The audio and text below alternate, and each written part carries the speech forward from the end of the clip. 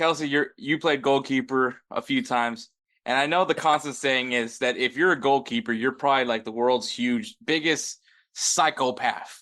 Yeah. Because that's really what it takes to be a goalkeeper is just to be crazy enough to want to play the only position in the sport that allows you to use your hand. Yeah. Yeah. No, you have to be a good there's a fine line, right? To be a successful psychopath in goal and then to be something extra. But yeah, no, you do have to be a bit of a psycho, be all alone by yourself for 90 minutes. And, you literally are talking to yourself 90 minutes because you don't know if your defenders are literally listening to you, even though you're yelling at the back of their heads. So yeah, I mean, there's definitely something to be a psychopath. Plus you get off on shutting down the other team. Like that's what it takes to be a goalkeeper. That's not everybody enjoys that. That's a special person. So yeah, Yeah, it definitely takes a little special mentality. yeah, and I mean, if you look through some of the greatest goalkeepers of all time, just because it's still fresh on me on my head right now, because the Hope Solo documentary that came on Netflix, you learn a little bit about her backstory, and you're like, wow, that makes all the sense for her to be a goalkeeper. And then I think when anyone thinks of insane goalkeepers, Oliver Kahn, the Yeah. man struck fear into everybody that thought twice about going into that penalty box. Uh, but speaking of Germans, um, John Lennon, Lehmann. I said Lennon. Jan Lehmann, former Arsenal keeper. If you guys remember, he was the keeper that helped Arsenal go all the way to the Champions League final, even though they did lose to Barcelona. Not that that hurts me in any way. Um, he's also a German keeper. I'm sure you guys probably don't know that because he was always, he had Oliver Kahn ahead of him. So kind of tough to start over that guy, which I mean, Ter Stegen probably has a good idea how that feels like. But anyways, um, he got hit with a €112,000 fine for attacking his neighbor's garage with a chainsaw. I'm not making this up. This is literally Real what he story. did. This really happened. And crazy thing is that his lawyer, amazing lawyer by the way, got it to drop because initially what he was supposed to be charged, the what he was his punishment was supposed to be €350,000, and he was supposed to go to prison for 10 months. So what a lawyer. To and I don't know how the court system was doing here when they were like 10 months, 350. I mean, I do feel like you need to cover the property damage, but as far as 10 months in prison, I don't think I don't really think he attempted to murder anybody, but yeah, amazing lawyer to get him off a lot. A lot. Yeah. That's crazy. I've never. I don't. Again, we talked about this off air, but yeah, for what it's worth, you sent me this story as the headline, the lead headline. I laughed way too hard, and then had to look it up, and then didn't believe it. So I shut down my browser and opened it back up again and looked it up again, and I'm just, how wild is that? Like, like I said, there is a fine line between psychopath good and psychopath bad, and I think this is taking the step into the bad side. I think we finally found the line for where a goalkeeper goes to the wrong side here. This is wild. Yeah. And the why. That's it. And that's where you talk about that, the why. So the reason why Jan decided to go and attack his neighbor's garage is because apparently there was some beams in his yard that was obstructing his view. So he finally had it and went ahead and also took a chainsaw and started cutting some beams off in his neighbor's property. And obviously that's a big no-no. I'm sure. I don't know if Germany has homeowners associations, but if they do, that probably could have just gone to them to have them handle that whole ordeal. But then again, we're talking about a goalkeeper. So, but on top of that, during this whole court hearing, they also discovered that he had a lot of incidences involving a parking lot in the Munich airport. Apparently, in Europe, they call them car parks, not parking lots. They're car parks. But essentially, what he was doing was he avoided paying the fees to get into those, the airport parking lots. The ones you leave your car there for a while. Obviously, the longer your trip is, the more money you have to spend for that parking spot. And so his way of avoiding the fees is by being bumper to bumper with the car in front of him so he can just get past and not have to worry about having to scan, get a ticket or anything like that.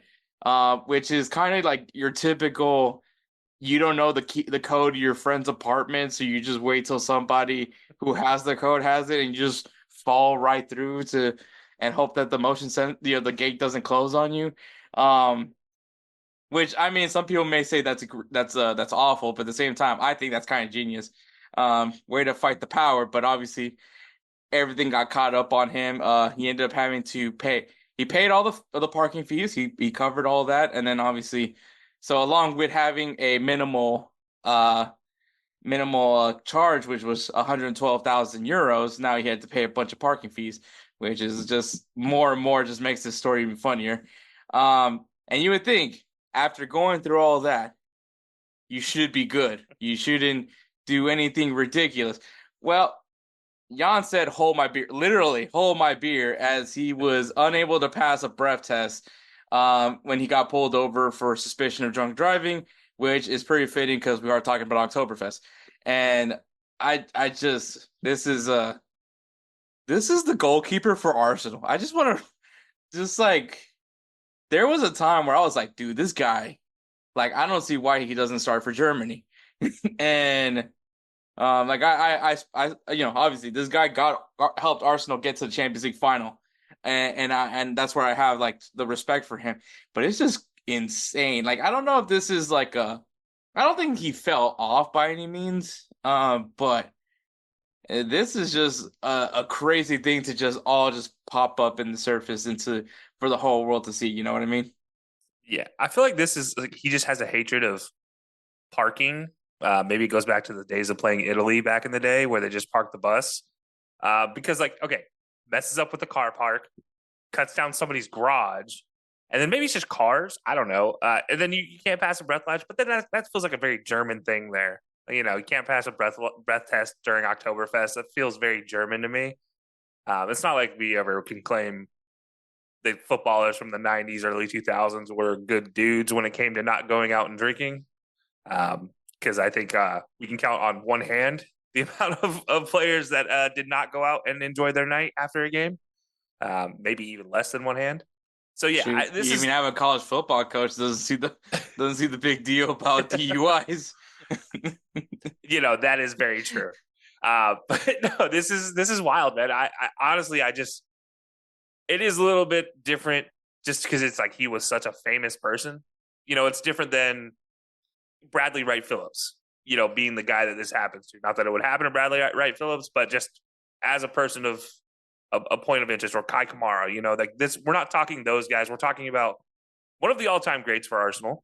Uh, Everybody who played FIFA who looks for goalkeepers in those icon packs for their FIFA Ultimate Team, they try to get Jan Lehmann. And it's these are all things that like this guy's recognizable and yet can't keep himself together. But I got to agree with you though. Going back to the bumper to bumper thing, ingenious until your name has 7 zeros after it. So at that point in time, I'm like, all right, maybe just pay the fine or just pay an Uber to come pick you up at this point in time. Maybe don't ever drive a car again and you'll be fine. I don't. This is wild, man. Yeah, man. I like because I mean the car. I will say I have used those parking lots that they have near the airport, but it's usually for like a weekend trip. Like I'm probably gonna be back in a few days. If I'm gone for a week, I'm just taking an Uber, or A calling park a and friend. ride. I know Yeah, we're in America, so we got park and rides, but they have. You can hire a car in Germany. You'll be okay, especially when your name is Jan Lehmann. Like you be okay. You have enough money. There's enough zeros after your name. You'll be okay. yeah. So I mean, I don't know what he does now. I don't know if I don't think he coaches, but like if he does like some sort of sporting director role or anything like that. But Just an advisory role. He's going to get paid a lot of money. oh, that's not Yeah, bad. I think he's a goalkeeper. I think that's really what his job title is now, goalkeeper advisor. They just hire him around the world. That has to be just like to just be an advisor. Like just you're not there to really like like I mean I would say I assume it's like like a contractual obligation, so it's not like a permanent job. You just go from club to club and just look at goalkeepers. Like that just doesn't seem like that bad of a life. No, it doesn't at all. And yeah, especially if you are a goalkeeper connoisseur. But yeah, this was when I saw this and I was just like, oh my God, like this does not help the goalkeeper stereotype of just being this insane human being. Um, because like I said, goalkeepers they're a rare breed. Yeah, very That rare. when you find someone that wants to play goalkeeper, like I've said plenty of times, especially amongst my friends, man, when you play pickup games or when you start trying to start a Sunday league team, when you have that one friend that one guy on your team that actually does want to play goalkeeper, you hold on to them. Yeah. You hold on to them and you don't let go because once they're gone or they're sick that day or can't come in, it's literally just the office meme where everybody's pointing the guns at each other, trying to figure out who's going to be goalkeeper.